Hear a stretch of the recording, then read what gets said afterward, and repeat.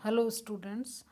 आज हम डोवर बीच, जिसकी हम पहले से कुछ ब्रीफ स्टडी कर चुके हैं, आज उसकी हम डिटेल में स्टडी करते हैं। ये जो पिक्चर आपको शो हो रही है वो डोवर बीच पे किस तरह से ये सिंगल्स पेबल्स पड़े हुए हैं, किस तरह से सी, किस तरह से स्काई, तो इन सभी का कॉम्बिनेशन आपको इस पोइम में देखने को मिलेगा। इसलिए मैंने यहाँ एक इमेजरी, एक सीनरी यहाँ पर आपके लिए सेट की है, ताकि एक एक पिक्चर आपके दिमाग में सेट हो कि इस पोएम में पोइट किस तरह की पिक्चर हमारे सामने रिप्रेजेंट करता है, किस तरह की एटमॉस्फेयर को हमारे सामने दिखाना चाहता है। तो मैं यहाँ पर इसलिए ये पिक्चर मैंने यहाँ पर यूज़ की है। अब आपकी पोएम है जो मैथ्यू आर्नोल्ड की पोएम है, ठीक है। डोवर बीच इस पोएम का नाम है। क्या है? डोवर बीच। बीच का मतलब होता है तट। डोवर एक जल संधि जो फ्रांस और इंग्लैंड के बीच में होती है, ठीक है। अब हम इस पोइम को स्टडी करते हैं और मैं इस पोइम का एक ब्रीफ, मतलब आपको ब्रीफ क्या डिटेल में आपको इसको एक्सप्लेन करूँगी कि किस तरह ये पोइम में पोइट नेचुरल सराउंडिंग को बताता है और किस तरह से वेव्स के आने और जाने से उस हमारे ह्यूमन मिजरी को कनेक्ट करता है, किस तरह से उसको एंशियंट टाइम से कनेक्ट करता है और एट लास्ट में किस तरह से प्रेजेंट सिनेरियो में हमें ले जाता है। प्रेजेंट जो सर्कमस्टांसेज होते हैं, जो सिचुएशंस क्रिएटेड होती हैं उसके अराउंडिंग में, तो किस तरह से पोइट हमें एक रे बाय रे में, एक लाइन बाय लाइन हमें किस तरह से बताता हुआ स्टडी चलता है, ठीक है। The sea is calm tonight, the tide is full, the moon lies fair upon the states.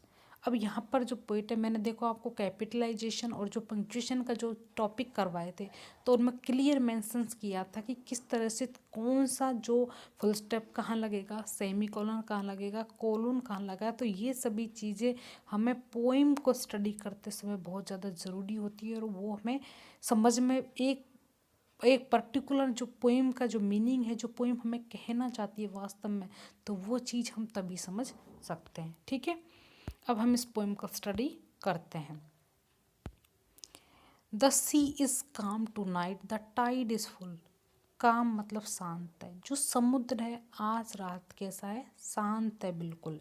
The tide is full, और जो उसमें टाइड है, जो ज्वार भाटा आ रहा है, वो पूरा आ रहा है। कहने का मतलब ये है कि जो जिस टाइम जोन की, जिस रात की बात यहाँ पर हो रही है पोइट के द्वारा, वो पूर्णिमा की भूलने होनी चाहिए कि फुल मून वाले जो टाइम जोन होता है उसकी बात यहाँ पर की जा रही, तभी जाके तो टाइड फुल आता है। The moon lies fair upon the state, और जो स्टेट, जो जैसे ये स्टेट जल है और ये जल है, या हो सकता है यहाँ पर पोइट ने ऐसे नहीं वाटर वाटर स्टेट या फिर लैंड स्टेट यूज़ ना करके ओनली स्टेट्स यूज़ किया। तो हो सकता है जो स्टेट जो कनेक्टिंग करता है जो चीज़, या तो वो लैंड हो या फिर जल, जो दोनों चीज़ों को कनेक्ट कर रहा है, उस पर जो चंद्रमा है उसकी चांदनी बिखर रही है कि पूरा का पूरा जो एटमॉस्फेयर है बहुत ज़्यादा सुंदर लग रहा है। On the French coast the light gleams and is gone, the cliffs of England stand. अब यहाँ पर जो पोइट है ये इंग्लैंड है, ठीक है। ये इंग्लैंड के पास, ये फ्रांस है, ये इंग्लैंड है। तो पोइट कहाँ है हमारा? इंग्लैंड के तट पे खड़ा हुआ है और किसकी तरफ देख रहा है? फ्रांस के तट की तरफ। और डोवर बीच कहाँ है? इन दोनों के बीच में, ठीक है। तो जो जो तट है, जो इंग्लैंड के तट पे खड़ा होकर जो हमारा पोइट देख रहा है कि फ्रांस की जो तट है उसकी कोस्ट मतलब तट है, उसकी लाइट ग्लिम्स मतलब चमक रही है, एंड इज गोन, और चमकने के बाद वो भी धीरे धीरे गायब हो जाती है। मतलब वो भी अब या तो लाइट चली गई या फिर उनकी चमक चली गई है।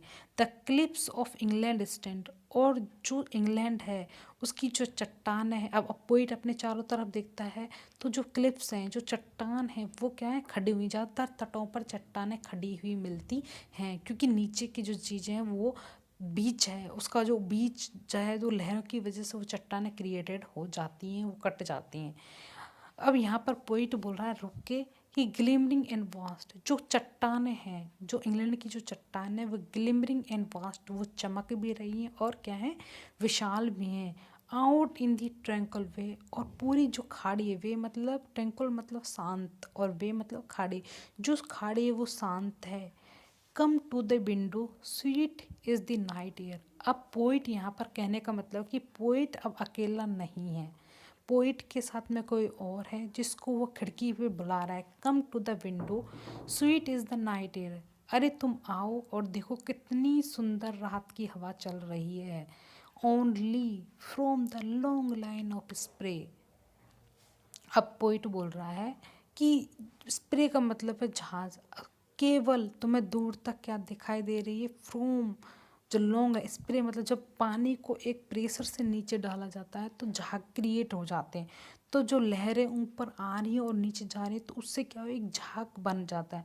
तो पोइट उन्हीं झागों की जो लॉन्ग लाइन रेखा बन चुकी है उसी की यहाँ पर पोइट बात कर रहा है। बेहर जहाँ पर the sea meets the moon blanched land, और जहाँ पर जो झाग आ चुके हैं, जो एक रेखा बनी हुई है, वहाँ पर ही सी मीट्स, ऐसा लग रहा है कि जो समुद्र मिल रहा है किससे, moon blanched land. Moon blanched land का मतलब है चंद्रमा की रोशनी से जो अर्थ लैंड है वो क्या गई, जगमगा गई। ऐसा लग रहा है चंद्रमा ने जो अपनी रोशनी है उस लैंड के ऊपर बिखेर दी हो, और उसी जगह पर समुद्र मिल रहा है। समुद्र और वो रोशनी और वो लैंड, तीनों का कॉम्बिनेशन एक जैसा बन रहा है। तो यह कहने का मतलब है पूरा का पूरा जो एटमॉस्फेयर है, पूरा सराउंडिंग का जो पोइट देख रहा है वो एक तरह से चंद्रमा की रोशनी से नहा जाता है और बहुत ज़्यादा ब्यूटीफुल सराउंडिंग लग रही है। लिसन, लिसन यहाँ पर आया है ध्यान से सुनने के लिए, और ये एक्सक्लेमेशन मार्क है, और ये आपका था। यहाँ पर पोइट हमें बहुत ज़्यादा रोकता है इसलिए उसने सेमी कोलन यूज़ किया है, और जबकि अदर अदर जगह वो सिर्फ कॉमा यूज़ कर रहे हैं। Listen you hear the grating roar, अरे सुनो, वो ध्यान से सुनने के लिए यहाँ पर लिसन वर्ड यूज़ हुआ है। You hear the grating roar of pebbles which the waves draw back and fling. अब यहाँ पर पोइट बोल रहा है कि क्या तुम्हें ग्रेटिंग रोर मतलब दड़दड़ाहट की आवाज़ आ रही है, और वो आवाज़ किसकी है, पेबल्स पत्थरों की। तुम्हें दड़दड़ाहट की या ऐसी पत्थरों की आवाज़ें आ रही हैं जिनको द वेव्स ड्रॉ बैक, जिनको जो वेव्स हैं, लहरें खींचती हैं। ड्रॉबैक मतलब खींचती हैं, एंड फ्लिंग और उनको फेंकती हैं। कभी जब लहरें आती हैं तो उनको अपने साथ बहा ले जाती हैं, और जब वो तट पे वापस आते हैं तो उनको अपने साथ लेके चली जाती हैं। तो यहाँ पर पोइट है जिस तरह से लहरें ऐसे आती ऐसे जाती हैं, तो पत्थर को कभी ले जाती है, कभी फेंक जाती है, कभी ले जाती है, कभी फेंक जाती है। तो इस तरह से कई पत्थरों को ले जाना छोड़ने की वजह से वहाँ पर एक रोर, एक आवाज़ क्रिएट हो चुकी है। उस आवाज़ की तरफ पोइट इशारा कर रहा है। एट देयर रिटर्न, जब वो लौटती हैं, अप द हाई स्टैंड, तो तट पर, ऊंचाई पर, जब तट के पास में वो आती है तो बहुत ज़्यादा ऊंचाई में उठ जाती हैं। बिगेन वो आती हैं, शुरुआत करती हैं, सीज रुकती हैं, मतलब कि रुकना बिल्कुल कंट्रोल, एंड अगेन बिगेन फिर से स्टार्ट हो जाती है। कभी लहरें आती हैं, कभी जाती हैं, कभी आती जाती, तो ये क्रम चलता रहता है। With tremulous cadence slow and bring the eternal note of sadness in. तो अब यहाँ पर पोइट बोल रहा है जब लहरें आ रही हैं जा रही हैं तो ट्रिमुलियस मतलब कप कपाना, एंड केडेंस का मतलब है रिदम, एक लय। तो धीरे से एक लय जेनरेट हो रही है, एक लय बन कप कपाती हुई लय जेनरेट हो रही है, बन रही है। एंड ब्रिंग, और जो लय क्या ला रही है, इटरनल नोट ऑफ सैडनेस इन, जो अपने साथ जो अमर तत्व है दुख होने का, वो तत्व अपने साथ लेकर आती है। कहने का मतलब ये है कि अगर कोई इंसान, ये देख पोइट कह रहा है कि जो नेचुरल सराउंडिंग बहुत ब्यूटीफुल है, पूरा का पूरा एटमॉस्फेयर बहुत ब्यूटीफुल है, लेकिन पोइट को लहने के आने और जाने में, वेव्स के आने और जाने से एक ह्यूमन मिजरी को यहाँ पर पोइट क्रिएट करना चाहते हैं, उसको दिखाना चाहते हैं कि जिस तरह से लहरें आती और जाती हैं, उस in the same way human भी के जो हैप्पीनेस और जो सैडनेस का जो चक्र है वो भी ऐसे ही चलता रहता है। जैसे अभी हैप्पीनेस है तो सैडनेस आ जाएगी, सैडनेस है तो हैप्पीनेस, मतलब सुख और दुख दोनों का कॉम्बिनेशन चलता रहता है। उसी तरह लहरें भी आती हैं और जाती हैं।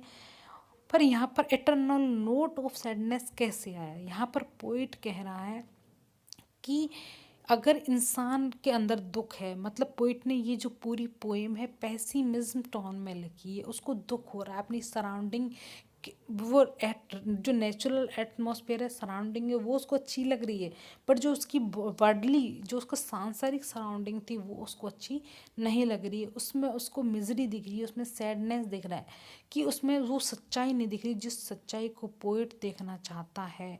पोइट चाहता है कि वो जो लोग हैं उस वर्डली में, संसार में, कोई एक दूसरे के प्रति ट्रूथफुल नहीं, फेथफुल नहीं है, बल्कि अपने दुख को छुपाने की कोशिश करते हैं।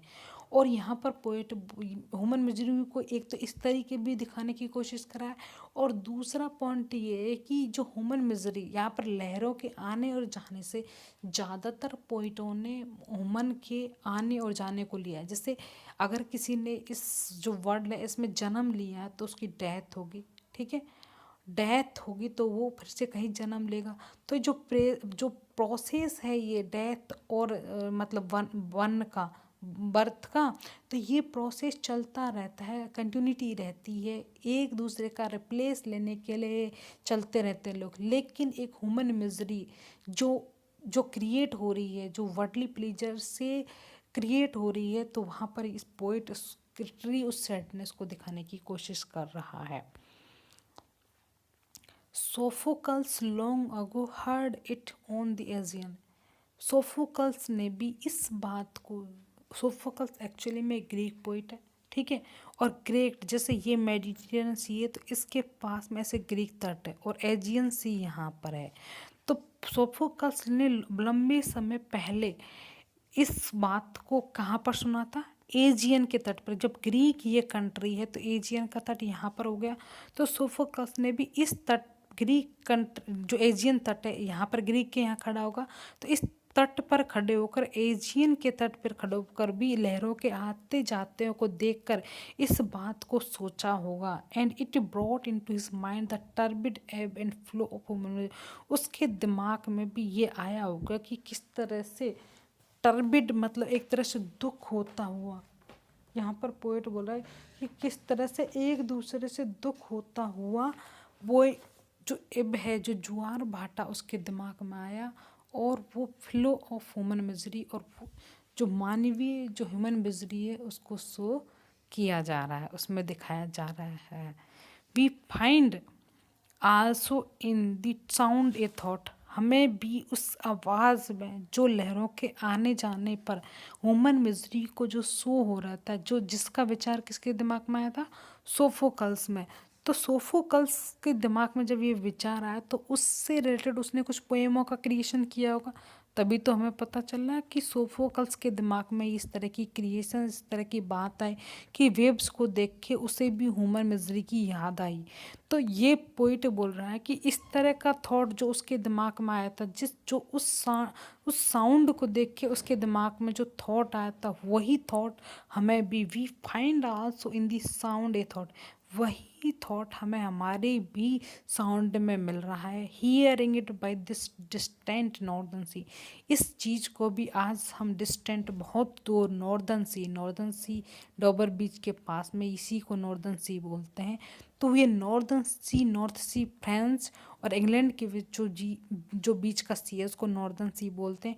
तो वो चीज़ आज पोइट जो कौन है, मैथ्यू आर्नोल्ड, इस बात को सुन रहा है खड़ा होकर, डोबर भी यहाँ पर इंग्लैंड खड़ा होकर भी उस बात को, उस मिजरी को महसूस कर रहा है जो कभी सोफोकल्स जो फेमस ग्रीक पोइट थे उन्होंने महसूस की थी।